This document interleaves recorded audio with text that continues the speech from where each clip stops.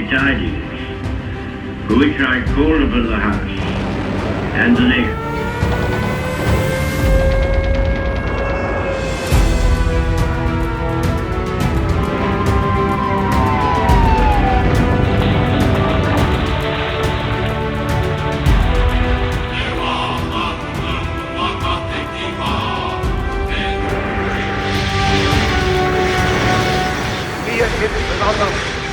Dass wir intolerante, unverträgliche Menschen seien.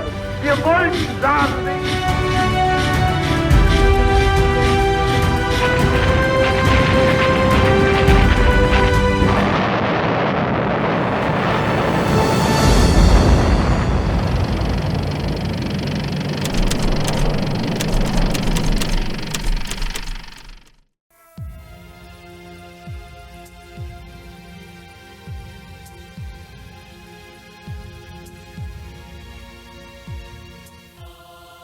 no outono de 1939, a relativa tranquilidade que a Europa vivia desde o final da Primeira Guerra Mundial foi interrompida quando o líder da Alemanha nazista, Adolf Hitler, ordenou a invasão da Polônia em 1º de setembro.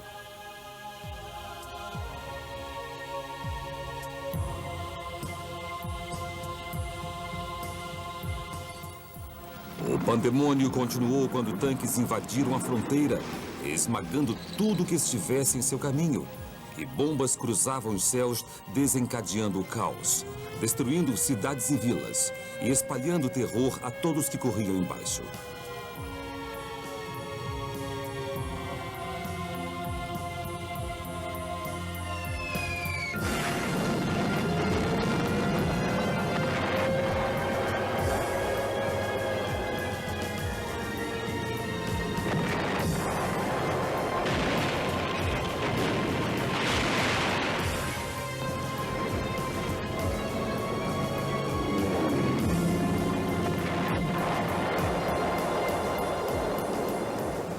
Milhares de homens, mulheres e crianças foram mortos nesse ataque impiedoso. E apesar de muitos terem lutado bravamente para defender a capital da Polônia, Varsóvia, em 17 de setembro, o exército soviético aliado aos alemães começou a entrar pela fronteira norte da República Polonesa. Ficou logo claro que a batalha era inútil, e enquanto a Polônia esperava pela ajuda que a Grã-Bretanha e a França haviam prometido, ela não podia mais afugentar a ocupação inevitável de seu país. E em 6 de outubro, enquanto os nazistas se espalhavam por Varsóvia, o povo polonês se preparava para encarar seus piores medos. A invasão da Segunda República Polonesa foi um evento que mudaria a história do mundo. E enquanto a Alemanha, uma nação amargurada com a pobreza e a desgraça, nascidas de sua derrota na Primeira Guerra Mundial, tomava territórios que considerava seus por direito.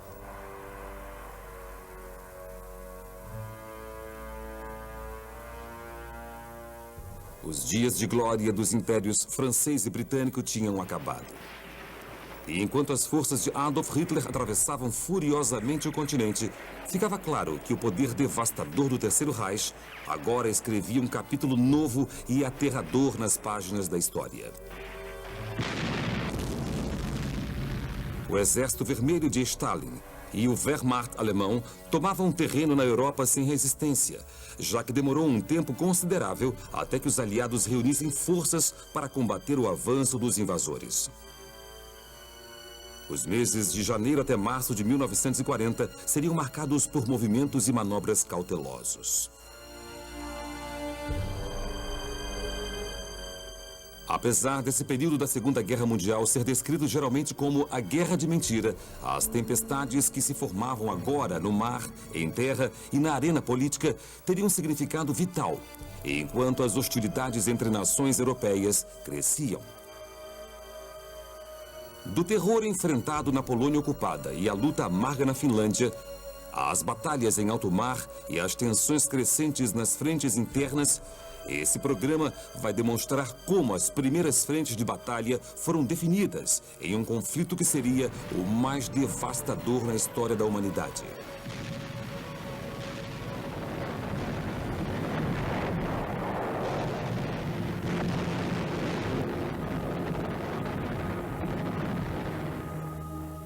Adolf Hitler acreditava que para sua pátria sair mais uma vez do abismo econômico, uma luta violenta e terrível seria necessária. De acordo com o Führer nazista, desde a Revolução Francesa, o mundo se movia em direção a um novo grande conflito e era dever da Alemanha a assegurar sua própria existência de todas as maneiras possíveis. Ele prometeu aos alemães uma economia melhor, a exigência do território perdido depois da Primeira Guerra Mundial e justiça para a humilhação que o país tinha encarado por causa do Tratado de Versalhes.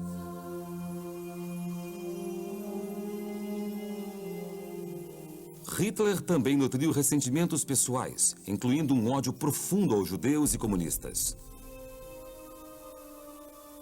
Apesar de sua desconfortável aliança com os soviéticos durante a invasão à Polônia o obrigar a tolerar o comunismo, ele imediatamente pôs em prática os planos de extermínio dos judeus.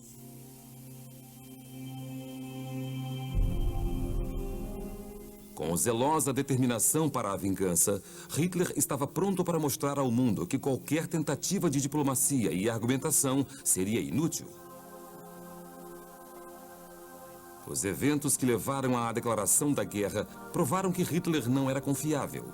E com uma máquina militar aparentemente invencível, tomando o que os nazistas acreditavam ser seu, qualquer nação que tentasse ficar em seu caminho estava destinada a ser destruída. A estrela de Hitler estava em ascensão. A Tchecoslováquia havia sido ocupada. A Áustria foi forçada a se anexar à Alemanha. E, chegando ao fim da década de 30, a Polônia agora era a terceira nação a ver soldados nazistas marchando através de suas fronteiras. Assinando o Pacto Anglo-Polonês, a Grã-Bretanha, aliada à França, não tinha alternativa senão ir para a guerra contra o Terceiro Reich. Mas como eles deteriam a supremacia das tropas de Hitler, ainda não se sabia. Enquanto os aliados viam os acontecimentos, janeiro de 1940 mostrava o início de um novo ano de incertezas. Nenhuma atitude tinha sido tomada para intervir na invasão nazi-soviética, e nas ruas destruídas pela guerra na Polônia havia pouco que se comemorar.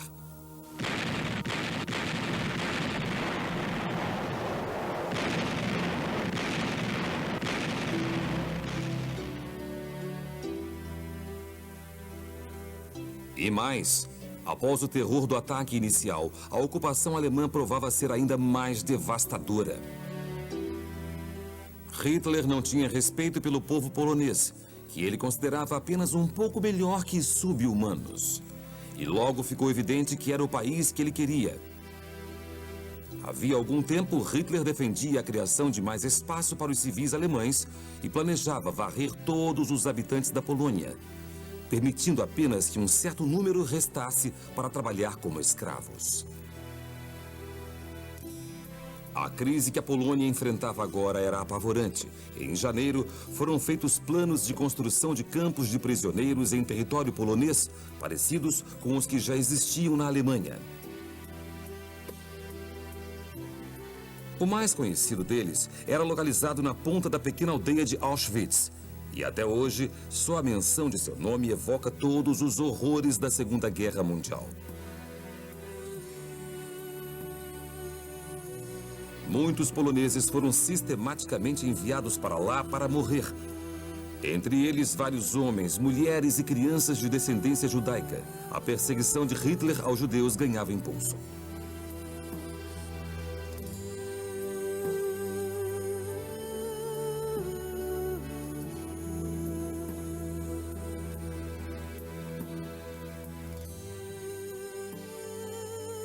Mas esses protótipos de campos de concentração eram apenas o início dos planos de Hitler para a nação polonesa. Ele queria que todos os vestígios da cultura polonesa fossem apagados. Universidades foram fechadas ou destruídas, e professores e intelectuais foram presos e executados. Adolescentes eram recolhidos e enviados para a Alemanha para trabalhar em fábricas. E enquanto crianças de cabelos louros, olhos azuis e outros traços arianos eram arrancadas dos braços de seus pais para serem criadas como alemãs e filhas do Terceiro Reich. Não há dúvidas de que a guerra criada por Hitler contra a Polônia era de total e completa aniquilação. E no final da guerra, em 1945, por volta de 1/5 dos cidadãos do país estavam mortos. A mais alta taxa de mortalidade entre todos os países envolvidos na Segunda Guerra Mundial. 3 milhões de mortos eram judeus. E enquanto as forças nazistas seguiam para o oeste, os eventos na Polônia se tornavam uma das maiores tragédias da história humana. E não era só com os nazistas que os poloneses tinham que lidar. E enquanto o oeste da Polônia estava nas trevas da ocupação alemã, ao leste, cidadãos aterrorizados encaravam a ameaça da invasão russa. Diferente da luta furiosa no leste, o Exército Vermelho de Stalin tinha, a princípio, encontrado pouca resistência, devido ao grande sucesso da propaganda soviética feita para muitos ucranianos, bielorrussos e pró-comunistas no país. Eles estavam convencidos de que os soviéticos estavam lá para o seu bem e receberam os invasores de braços abertos. Na confusão, muitos poloneses acreditaram que os soldados russos planejavam lutar contra os nazistas. Mas logo ficou claro que, apesar de suas diferenças, a Alemanha e a União Soviética trabalhavam agora juntas e os poloneses sofreriam nas mãos dos russos tanto quanto sofreram com os comandantes de Hitler.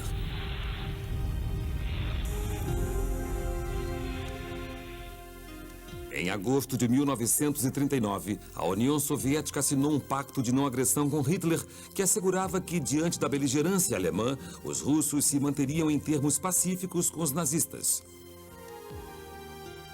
Mas também havia um protocolo secreto, somente descoberto depois do final da guerra, que revelava que Stalin e Hitler fizeram planos para devastar o leste europeu, dividindo os espólios entre a Alemanha nazista e a União Soviética comunista.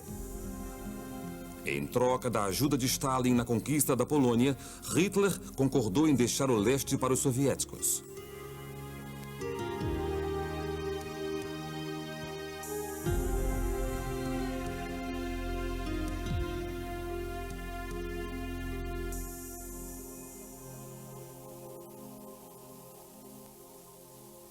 Os russos poderiam ocupar a Estônia, a Letônia e a Lituânia, sem oposição da Alemanha, ocupando também território valioso na Finlândia. Enquanto isso, Hitler marchava para o oeste, assegurando matéria-prima valiosa para a economia do Terceiro Reich. Militarmente, a relação entre as forças soviéticas e alemãs parecia ser benéfica. Mas, na realidade, por trás dos rostos sorridentes, estava claro que a aliança era frágil. E diante das ideologias políticas completamente diferentes, o acordo não deveria durar.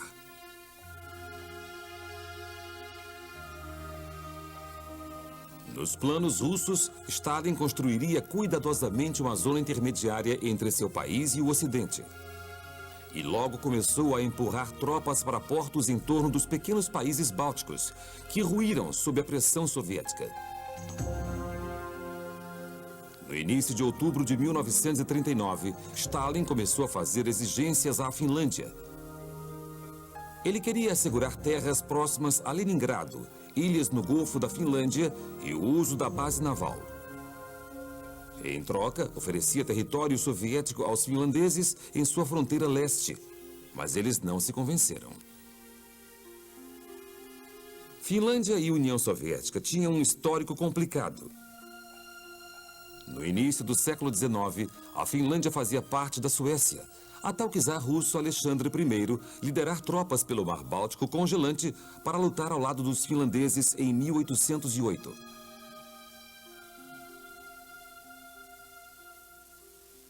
Um ano depois, a Suécia perdeu o trecho leste de seu país, que foi estabelecido como o Grão-Ducado da Finlândia, parte do Império Russo.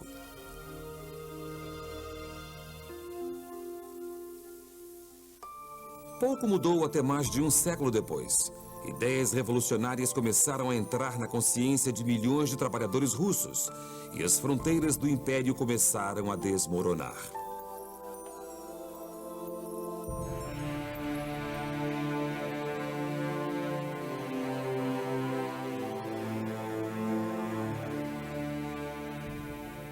Com milhões de soldados russos morrendo nos campos de batalha da Primeira Guerra Mundial e os terríveis racionamentos de comida na frente interna, a Revolução, aos poucos, engoliu o país em 1917. Logo, o Exército Vermelho estava marchando pelas ruas de São Petersburgo, espalhando a causa bolchevique. E não demorou para que o regime czarista e seu poderoso império entrasse em colapso, deixando o país em uma guerra civil sangrenta.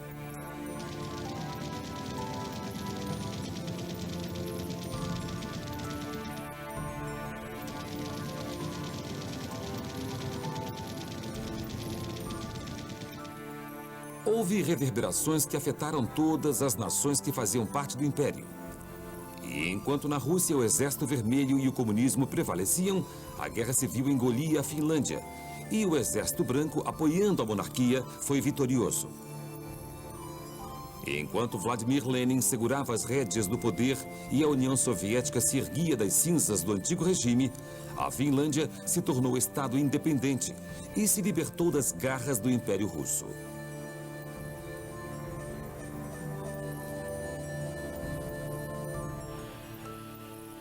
Mas não há dúvidas de que os soviéticos ainda eram um perigoso adversário logo ao lado da fronteira leste da Finlândia.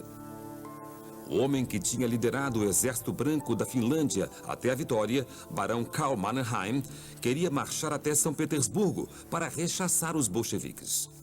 Mas no final, os finlandeses construíram grandes fortificações próximas à fronteira soviética.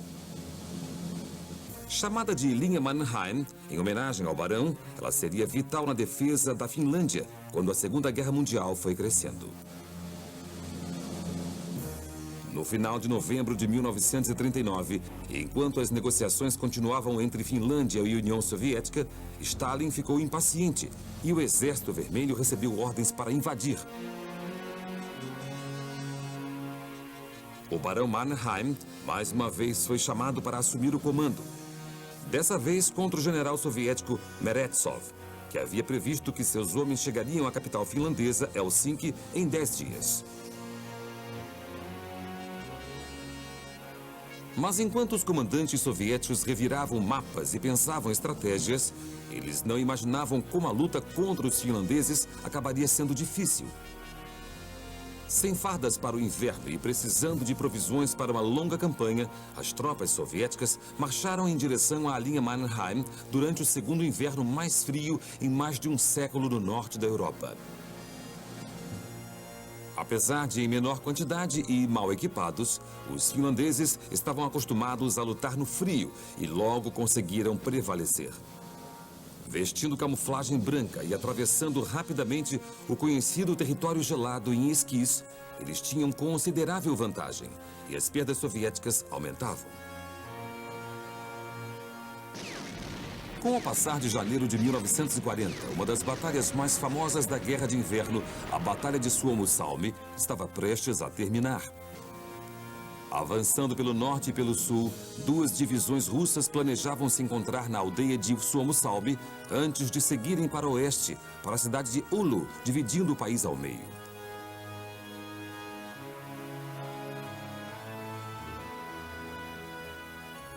Com a perspectiva de enfrentar os russos atacando em duas frentes, os finlandeses lutaram determinadamente. Tropas de esqui fizeram manobras circundando flancos e pegaram a traseira e o meio da divisão norte de surpresa. Enquanto isso, ao sul, lagos congelados se tornaram armadilhas fatais. Depois de atravessar os lagos congelados, os uniformes escuros dos soviéticos os tornaram alvos fáceis na neve branca. E as tropas finlandesas, muitas delas com atiradores de elite, puderam atingi-los um a um, com o finlandês Simo Häyhä se destacando como o atirador mais certeiro da história, matando mais de 500 soldados.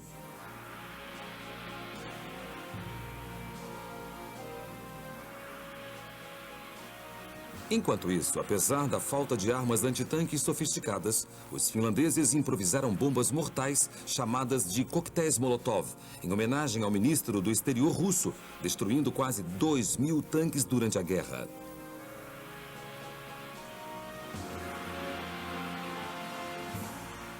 Encarando a forte oposição, o Exército Vermelho foi forçado a recuar, se tornando novamente presa fácil para as tropas de esqui finlandesas.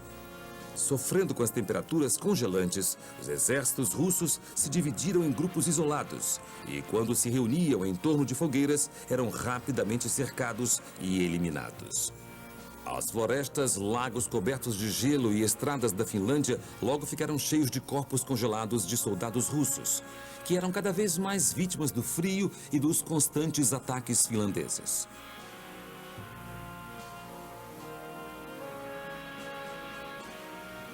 Em 8 de janeiro, ficou claro que os russos tinham perdido a batalha de Suomussalmi. A Finlândia tinha atingido não só uma vitória decisiva, mas também pôde recolher munições soviéticas e tanques abandonados pelos campos. Mas essa era apenas uma batalha numa guerra árdua. E a Finlândia não poderia suportar muito tempo sem a ajuda dos aliados. Na Grã-Bretanha e na França, as emoções estavam à flor da pele, enquanto os bravos soldados finlandeses povoavam a imaginação do público. Até mesmo nos Estados Unidos, ainda neutros, havia muitos que apoiavam os finlandeses e gostariam de ajudar. Alguns até chegaram a ir para a Finlândia lutar como voluntários. Mas, com a continuação do inverno, Hitler sabia bem que os aliados podiam ajudar aos finlandeses. E a ideia de soldados britânicos e franceses se aproximando da esfera nazista de conflito foi motivo de preocupação. A Finlândia estava desconfortavelmente perto das neutras Suécia e Noruega, países que eram de vital importância para a máquina de guerra nazista, fornecendo o precioso minério de ferro. Se decidissem enviar tropas à Finlândia, os aliados teriam que cruzar esses dois países e, com uma posição segura na área, poderiam invadir portos e estações vitais para a economia do Terceiro Reich.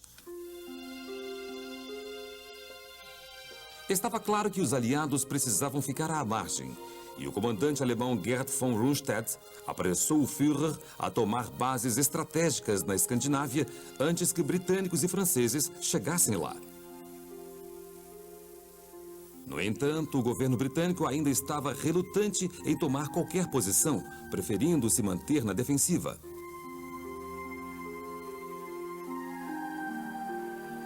A voz solitária de Winston Churchill, o primeiro lorde do almirantado, continuava a avisar sobre as intenções malignas de Hitler. Ele louvava a bravura das tropas finlandesas e foi a favor de se enviar ajuda o mais rápido possível.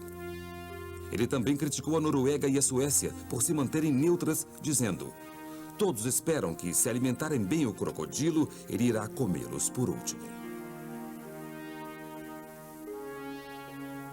Mas o primeiro-ministro Neville Chamberlain, que tinha trabalhado duro para assegurar a paz na Europa antes do início da guerra, seguindo uma política de conciliação até o momento em que Hitler marchou para a Polônia, ficou hesitante em ajudar a Finlândia.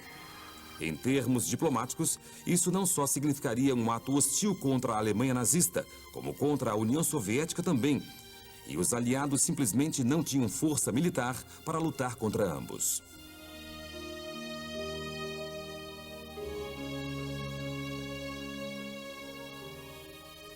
Desde que a Polônia foi invadida, os britânicos se preparavam para a guerra, aumentando a produção militar e recrutando homens para as forças. Mas os alemães tiveram anos sem desafios, construindo sua força militar e eram bem superiores. Quanto mais os britânicos pudessem enriquecer o exército, a marinha e a força aérea, mais chances eles teriam de sobreviver a uma longa guerra. Dias de treinamentos militares eram organizados para que as pessoas estivessem no auge de sua condição física, quando mandadas para a batalha ou quando fossem necessárias para defender sua frente interna.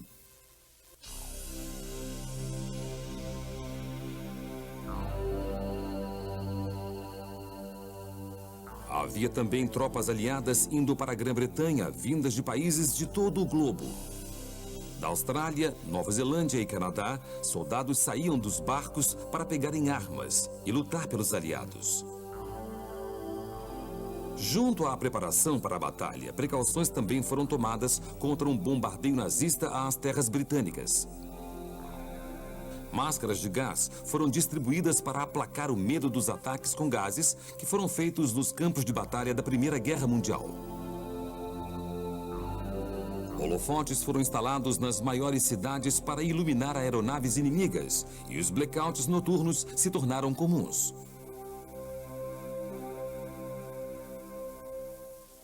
Depois do estrago causado por ataques de zeppelins alemães na Primeira Guerra Mundial, todo o esforço foi feito para proteger os tesouros nacionais britânicos. Sacos de areia eram usados para proteger prédios importantes. Vitrais foram removidos. Quadros foram retirados da National Gallery e, junto com eles, manuscritos inestimáveis do British Museum foram guardados em abrigos antibombas.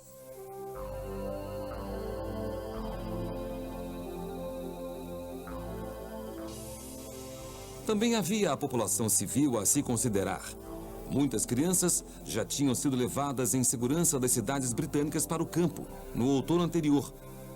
Mas em janeiro de 1940, com poucas evidências de ameaça imediata, elas voltaram às suas casas, fazendo com que muitos duvidassem se uma guerra de verdade ocorreria contra Hitler e a Alemanha nazista.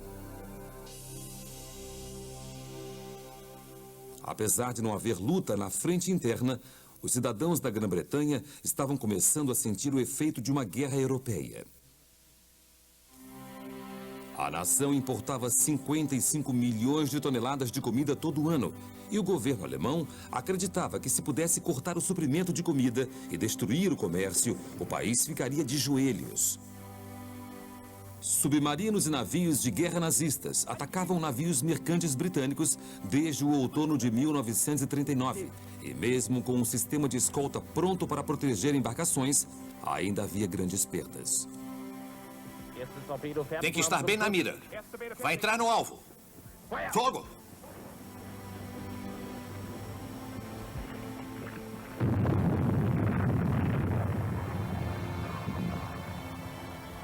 No alvo.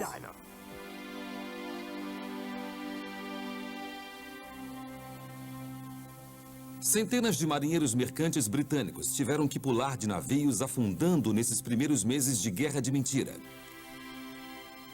E aqueles que não morriam no mar eram levados presos pelos agressores nazistas. Foi um conflito que se tornaria a mais longa campanha militar da Segunda Guerra Mundial e seria chamada por Churchill de a Batalha do Atlântico.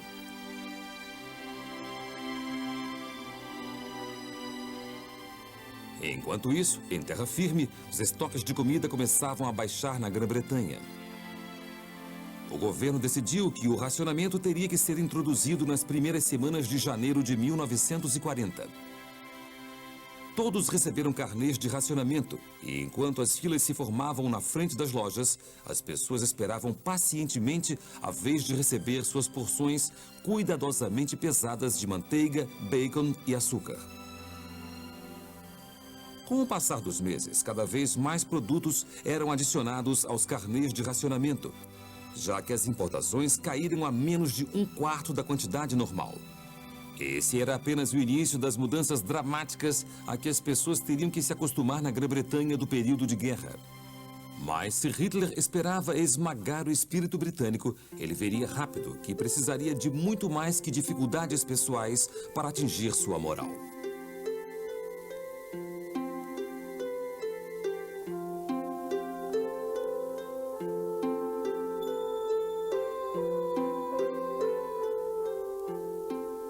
Foi inevitável que a situação deteriorasse com a progressão da guerra.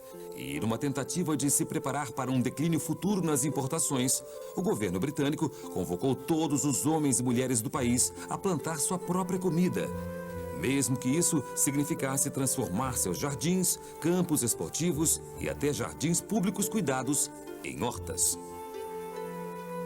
Flores foram substituídas por repolhos. E enquanto os políticos faziam seus pedidos apaixonados ao povo que fizesse sua parte, as terras britânicas usadas para a produção de comida cresceram em 80%. Você está colaborando para que vençamos a guerra no front da cozinha? Se você se esforça para fazer o melhor com o que planta em casa, se você cultiva legumes em qualquer pedaço de chão que tiver, se estiver comendo somente o que precisa e não o que gostaria, por mais que goste, então você está ajudando a vencermos a guerra. Logo eram vistos cartazes em todos os lugares, de estações de metrô a escritórios, encorajando todos a cavar para a vitória, e muitos outros slogans atraentes foram usados. Mas mesmo com a produção caseira de comida aumentando, ficou evidente que depois de décadas de migração para o trabalho urbano em fábricas, a Grã-Bretanha precisava muito de trabalho rural. Havia uma carência de aproximadamente 50 mil trabalhadores. E com cada vez mais homens sendo recrutados para a guerra, agora eram as mulheres britânicas que precisavam fazer sua parte.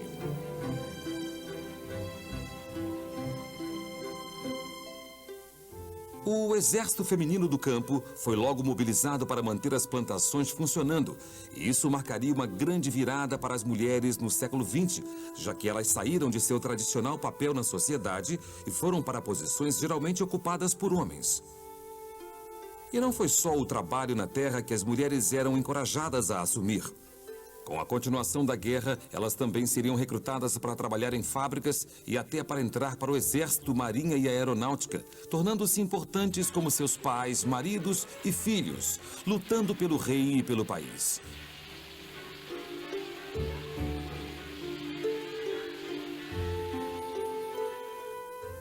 Mas enquanto a Grã-Bretanha se concentrava em sobreviver com suprimentos de comida reduzidos e se preparava para a guerra, a ameaça nazista se aproximava mais do que poderiam imaginar. As valiosas matérias-primas da Escandinávia não eram o único interesse de Hitler, porque a oeste da Alemanha e em fácil acesso pela França está o que o Führer descreveu como o calcanhar de Aquiles do Terceiro Reich, o Vale do Ruhr. Depois da derrota da Alemanha na Primeira Guerra Mundial, a França ocupou esse território, que com sua produção valiosa de carvão, ferro e aço, era a região mais rica de toda a Alemanha. A ocupação francesa do Ruhr contribuiu para o colapso econômico da Alemanha no final dos anos 20. E apesar do fato de uma década depois, as tropas francesas já terem deixado a Renânia, em 1936, Hitler tornou prioridade o envio de tropas nazistas ao território para salvaguardá-lo.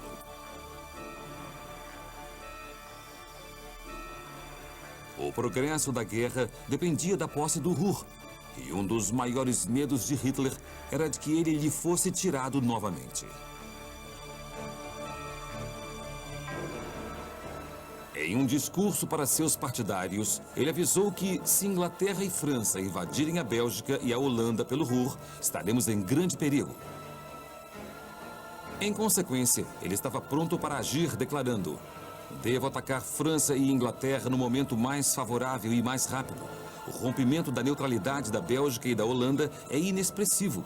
Ninguém vai questionar isso quando tivermos vencido." O que Hitler propôs seria um plano de batalha bem ensaiado, já que tropas alemãs invadiram a Bélgica apenas 2 décadas antes, durante a Primeira Guerra Mundial. E o resultado, na ocasião, não foi nada satisfatório na visão de Hitler.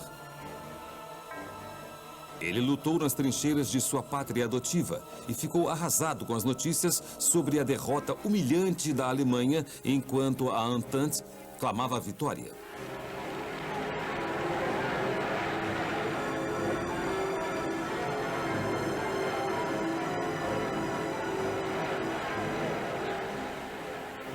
Forte desejo de vingança, Hitler se preparou para enviar o exército alemão de volta à Bélgica para atingir os objetivos destruídos pelo armistício de 1918. Com o crescimento diário do medo de perder o precioso Vale do Ruhr, Hitler ordenou que a conquista dos Países Baixos fosse executada o mais rápido possível, para evitar que a França os ocupasse primeiro. Uma presença nazista na Bélgica e na Holanda também daria base para uma campanha longa e bem-sucedida pelo ar e pelo mar contra a Grã-Bretanha, uma nação que Hitler temia. Apesar de não ter medo de Chamberlain, que ainda evitava agir como primeiro-ministro, o primeiro lorde do almirantado, Winston Churchill, é que dava mais motivos de preocupação ao Führer. Hitler estava, sem dúvidas, contando com um elemento surpresa. Mas enquanto a Grã-Bretanha não agia, os planos alemães foram inesperadamente revelados.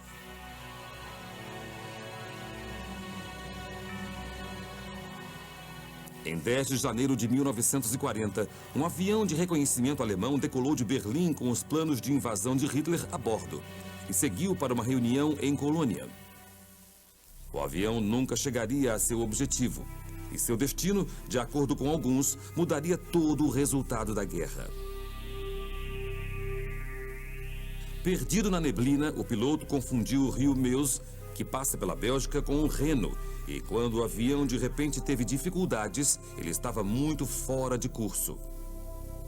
Obrigado a fazer um pouso forçado nas cercanias de Mechelen, na Bélgica, o piloto estava muito longe de casa.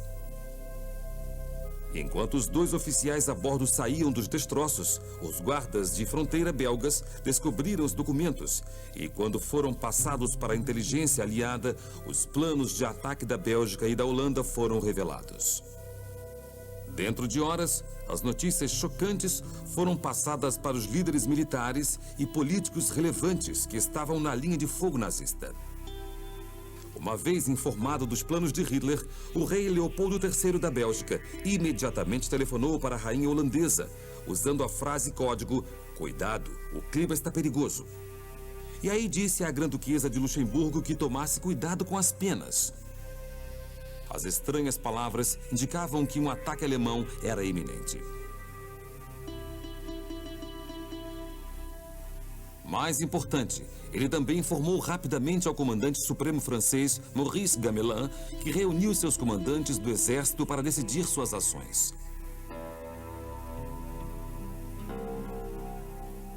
Apesar de haver dúvidas se os documentos seriam ou não trabalho da contra-inteligência, Gamelin decidiu que era a oportunidade perfeita de pressionar a Bélgica neutra a permitir que a França avançasse para seu país.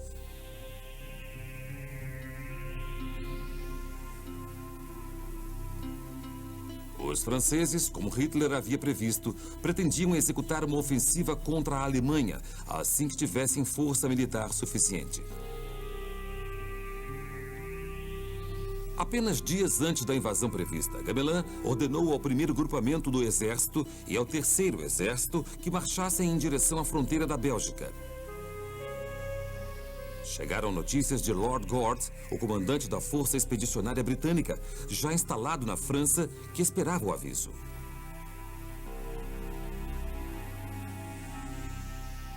Enquanto isso, na Alemanha, se espalhava a notícia em Berlim de que os documentos preciosos podiam ter caído em mãos inimigas. Hitler ficou furioso e retirou dos postos todos que ele acreditava serem responsáveis, enquanto seu chefe de operações, o general Alfred Jodl, concluía que a situação era catastrófica. Os belgas, no entanto, faziam um excelente trabalho mantendo o segredo de seu conhecimento, já que os alemães não faziam ideia do paradeiro de seus documentos e se tinham caído em mãos inimigas.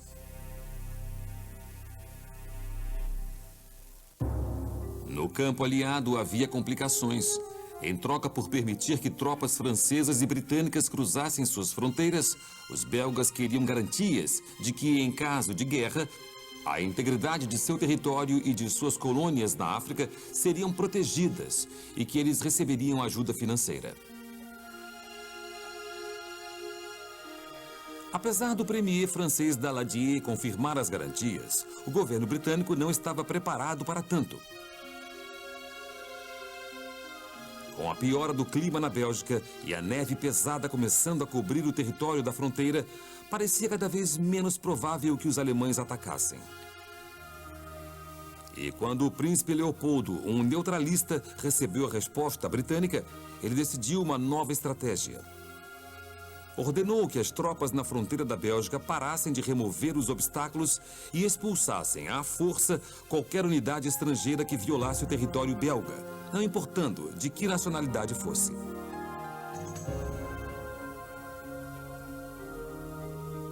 Gamelin ficou furioso e pediu que Daladier forçasse os belgas a encarar suas responsabilidades, mas por enquanto a Bélgica se manteve neutra.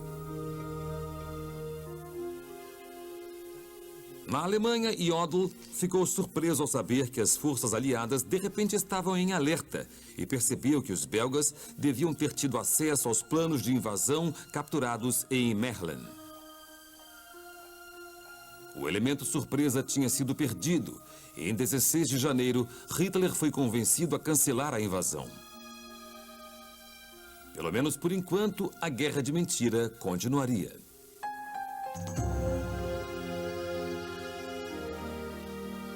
O incidente em Mechelen estava longe de ser um desastre total para os nazistas.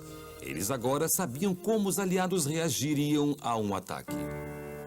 Hitler insistiu que novos planos de invasão fossem feitos e seus comandantes mais experientes começaram a desenvolver uma nova ofensiva que envolveria a invasão, não só do norte, mas marchando suas tropas mais para o sul, através da floresta das Ardenas.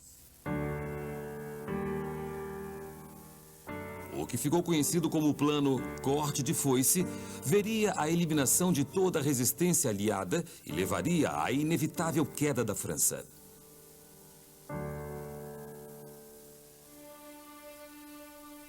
De volta ao campo aliado, os comandantes estavam contentes por o perigo ter passado e concentraram suas atenções da fronteira belga para a Finlândia.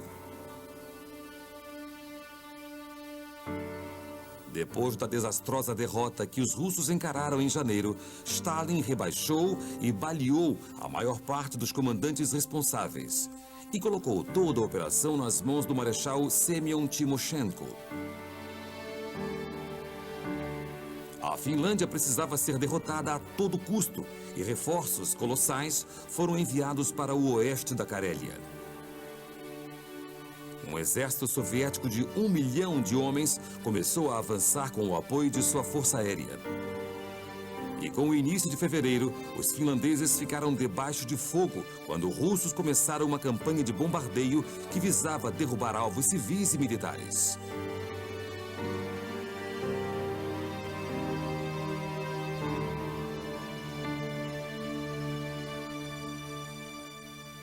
Em termos globais, as emoções estavam à flor da pele, enquanto o mundo assistia à dificuldade dos finlandeses. E o político britânico Anton Eden condenou os ataques soviéticos dizendo: não só a Rússia, mas também a Alemanha têm uma terrível responsabilidade no que está acontecendo na Finlândia neste momento. Somente Hitler e Ribbentrop, esses homens e suas políticas, tornaram a agressão de Stalin possível. Finalmente, em Paris, em 4 de fevereiro de 1940, o socorro parece estar perto quando o Conselho de Guerra aliado faz planos de enviar forças anglo-francesas à Finlândia. No entanto, eles ainda tinham o problema da neutralidade da Noruega e da Suécia para resolver. As tropas deveriam desembarcar no porto norueguês de Narvik e apoiar a Finlândia através da Suécia, enquanto asseguravam rotas de suprimentos pelo caminho.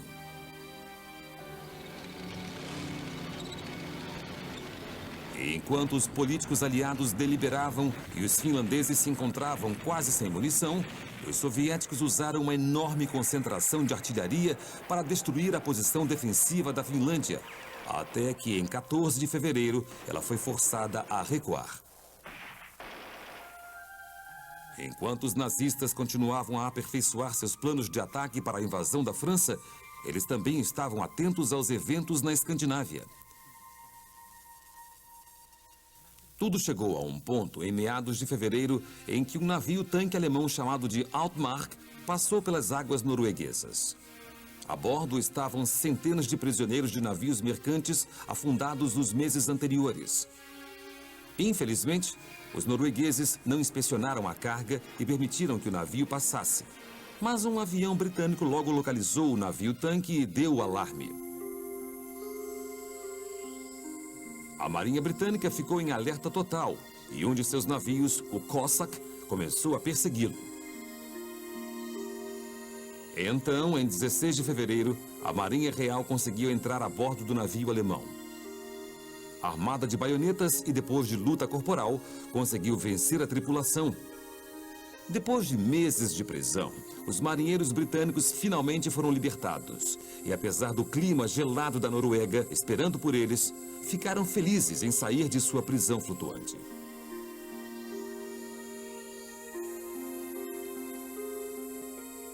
Mas em breve estariam de volta ao mar. E no dia seguinte, o Cossack se aproximou de um porto escocês com os decks cheios de marinheiros britânicos resgatados. A Marinha havia conseguido rara vitória para a Grã-Bretanha nos meses da Guerra de Mentira, mas estava destinada a impulsionar os nazistas a darem um passo em direção à completa dominação da Europa Ocidental.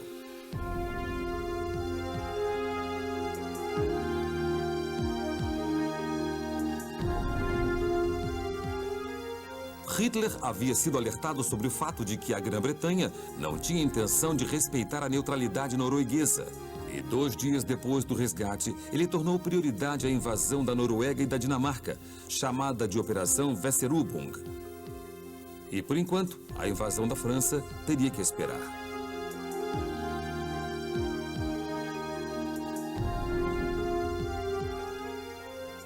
A entrada flagrante da Grã-Bretanha em águas territoriais de um país neutro também teve mais repercussões, enfurecendo os noruegueses. E quando os aliados pediram direitos de passagem para que pudessem ajudar a Finlândia, em 2 de março, eles recusaram. O rei sueco também estava preocupado que seu país se tornasse um campo de batalha entre a Alemanha e os aliados. E ele também recusou o direito de passagem aos aliados para que ajudassem os finlandeses. Apesar das promessas de ajuda dos aliados, parecia claro ao comandante finlandês Mannerheim que quanto mais a ajuda demorasse a chegar, com as tropas e a munição acabando, piores seriam as perdas para a nação.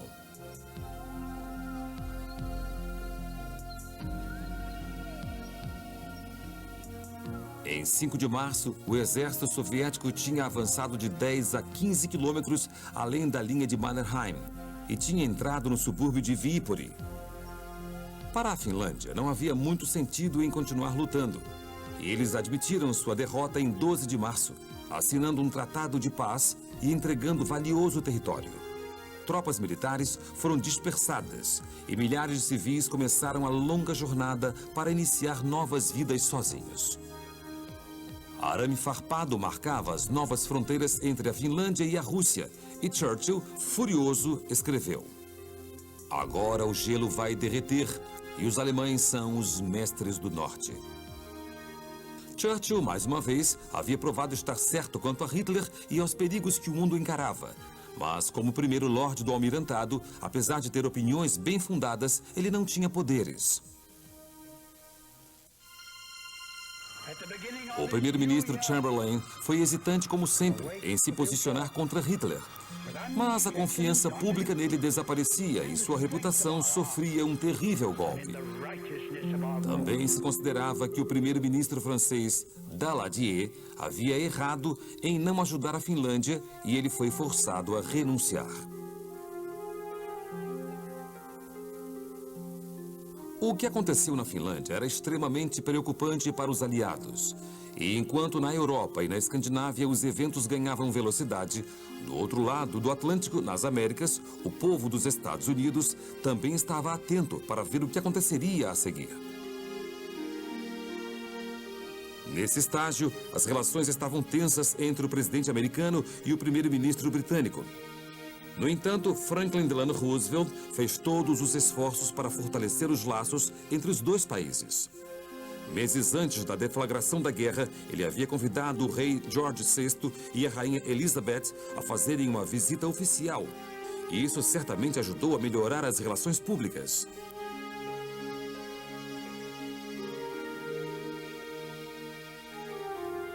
Mas as preocupações de Roosevelt com a atividade de Hitler na Europa foram muito além de um sentimento tradicional de boa vontade com a Grã-Bretanha. Achava-se que, com o conflito na Europa, uma nova ordem mundial poderia não favorecer os interesses americanos. Com tais preocupações em mente, Roosevelt decidiu mandar um emissário, Sumner Welles, ao continente para ver se algo poderia ser feito para assegurar a paz antes que a guerra de mentira chegasse a um conflito global. O primeiro destino de Sumner Welles foi a Itália, no final de fevereiro, quando ele tentou impedir que Mussolini entrasse na guerra ao lado dos alemães. O ministro do exterior italiano, que também era genro de Mussolini, não gostava dos alemães e deu motivos para que Welles esperasse que os italianos pudessem se desfazer da aliança com Berlim. Mas Mussolini não queria condenar seus amigos alemães e parecia difícil convencer o ditador que queria recriar o Império Romano de uma solução pacífica.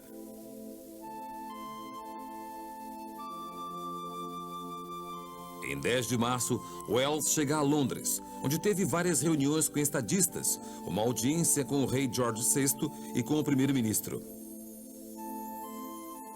Welles ficou surpreso com a raiva que Chamberlain demonstrou dos alemães. Mas sua política sempre foi de evitar conflitos, e Welles ficou animado com o fato do primeiro-ministro considerar acalmar Berlim com concessões de colônias na África. Uma visita também foi feita ao Almirantado para um encontro com Winston Churchill, mas essa teve menos sucesso. Para Churchill, a única possibilidade para os aliados era lutar até o fim. E ele rejeitou prontamente qualquer solução pacífica que não tivesse em seu núcleo a eliminação de Herr Hitler. Acontece que os comentários de Winston Churchill vieram na hora exata, porque durante a visita do emissário americano, bombardeiros nazistas cruzaram o Mar do Norte até a costa da Escócia, onde a frota britânica estava ancorada secretamente em Scapa Flow. Em 18 de março, 100 bombas foram jogadas em 25 minutos, atingindo navios de guerra, ferindo o pessoal da marinha e matando um homem, que se tornaria o primeiro civil a morrer em solo britânico durante a Segunda Guerra Mundial. Os pilotos da RAF partiram para a ação e voaram em direção à Alemanha para retaliar. Parecia que enquanto a guerra de mentira continuasse, a paz estava longe dos pensamentos de quem vivia na Europa. Voando por cima de território inimigo, a RAF mirou a base aérea alemã na ilha de Sylt. O estrago foi mínimo, mas ficou claro que a paz que Roosevelt esperava promover era apenas um sonho impossível. Na verdade, no mesmo dia em que os ataques aéreos aconteceram na Alemanha e na Grã-Bretanha, Hitler conversava com Mussolini nos Alpes austro-italianos, no Brennero. Foi a primeira reunião desde Munique, em 1938, e, contrário às esperanças americanas de que a Itália recusaria ajuda à Alemanha, Mussolini informou a Hitler que estava pronto a se unir à Alemanha e aos seus aliados na guerra contra a Grã-Bretanha e a França no momento decisivo. Todas as tentativas de se promover a paz foram em vão. E enquanto a arena política estava cada vez mais agitada, França e Grã-Bretanha começavam a discutir a invasão da Noruega e da Suécia para cortar o suprimento de minério de ferro da Alemanha. Em 28 de março, o Conselho de Guerra anglo-francês decidiu começar a minar as águas norueguesas, mas já era tarde demais. Hitler havia dado comando e os navios de guerra alemães já estavam a caminho. A guerra de mentira estava prestes a ter um fim abrupto e a batalha já iria começar.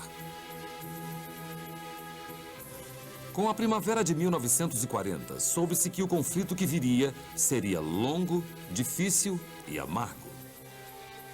Todas as esperanças de que qualquer um fizesse paz com Adolf Hitler estavam no fim. E quando ele reuniu os parceiros do eixo ao seu redor, uma guerra global se tornou inevitável. O que aconteceu antes na Áustria, Tchecoslováquia e Polônia mudaria o curso da história.